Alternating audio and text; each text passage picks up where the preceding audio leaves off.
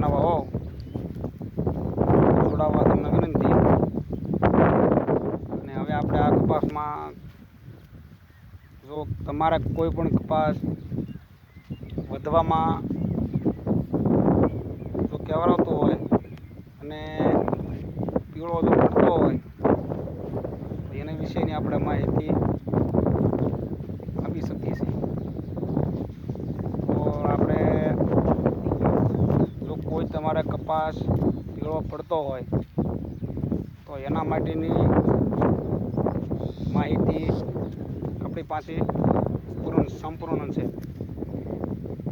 તો હવે પીળો કપાસ તમારે પડતો હોય અને એના માટે તમારે 2 ખાતર નાખવાના રહેશે। અને એ ખાતર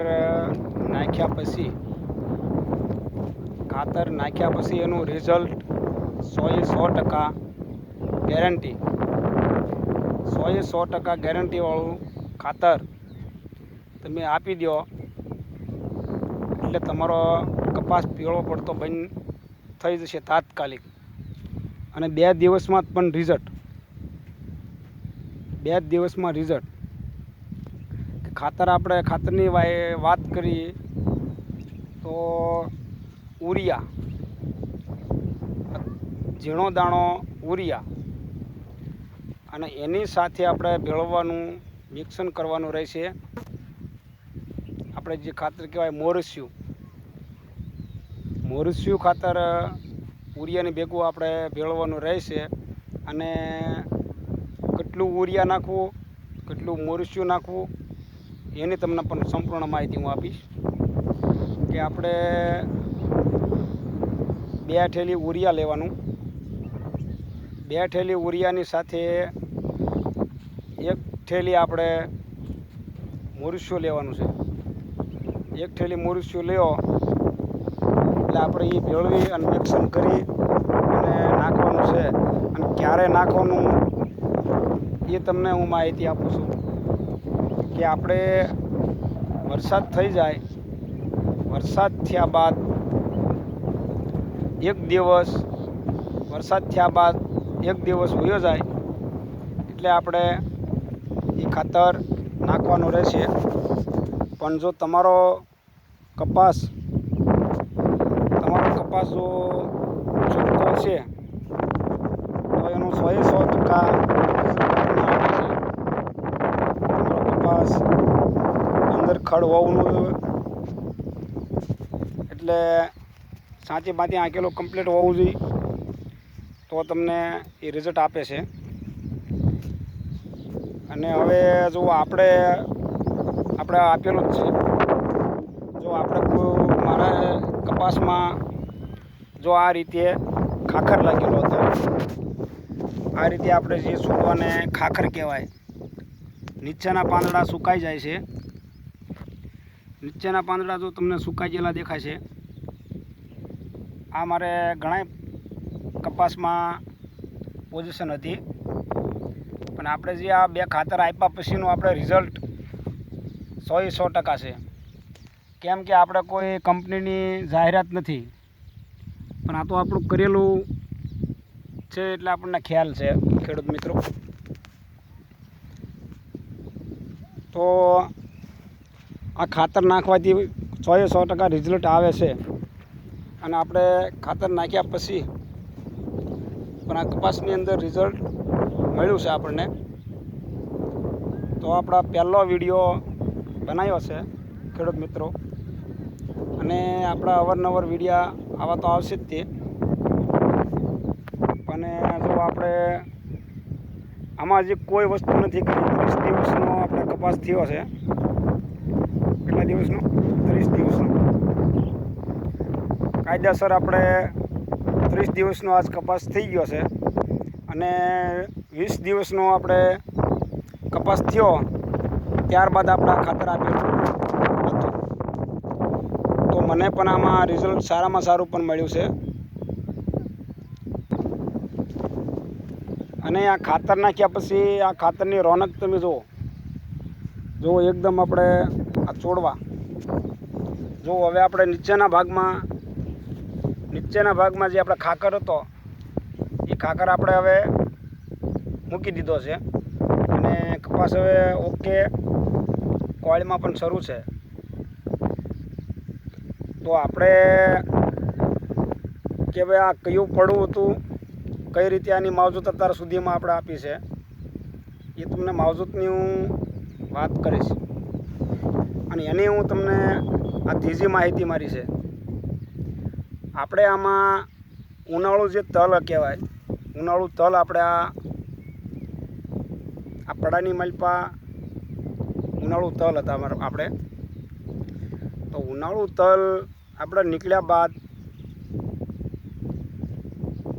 આપણે ખેતી કરી છે તો એને ખેડ કહેવાય. તો આપણે ત્યાર પછીની ખેડ કરેલી છે. ખેડમાં 2 વાર આપણે ખેડ કરી છે. ત્યારબાદ જમીન સુધારી છે. જમીન સુધાર્યા પછી બાકી જમીન સુધાર્યા બાદ આપણે આની અંદર છા પાડેલા છે. છા પાડીને આપણે કપાસ રોપી દીધેલો છે. કપાસ રોપ્યા પછી આપણે વરસાદ થોડાક સમય થયો એટલે વરસાદ આવ્યો. વરસાદ અને સારામાં સારો કપાસ પણ ઉગાવો લઈ લીધો છે. તો આપણે પાયાની વાત કરીએ, પાયાના ખાતરની. તો મારો અનુભવ અને ખેતીમાં આપણે કઈ વસ્તુ નાખી છે, જો કે તમે નાખો તો કાંઈક લેવલ, નાખ્યા વગરનું કાંઈ મળતું આપણને નથી. તો આપણે છા પાડ્યા બાદ કપાસમાં આપણે બનાવવાનો હતો આમાં કપાસ. તો આપણે એમાં ખાતર આપણે આમાં એક ડીએપી 12-32-16 ડીએપી નાખી દીધેલું છે અને એની સાથે આપણે સલ્ફર પોટાશ કહેવાય. તો સલ્ફર પોટાશ આપણે આમાં નાખેલો છે. તો સલ્ફર પોટાશનું આપણને સારામાં સારું રિઝલ્ટ પણ મળ્યું છે. 1 વીઘે આપણે ડીએપી 1 વીઘે ડીએપી આપણે 15 કિલો નાખેલું છે. 15 કિલો ડીએપી અને 1 વીઘે 4 કિલો પોટાશ આપણે આમાં પાયામાં આપેલું છે. અને આપણે સલ્ફર પોટાશની વાત કરીએ, કોઈ પણ મોલમાં તમે પોટાશ આપી દો એટલે તમને રિઝલ્ટ એનું સારામાં સારું મળે છે.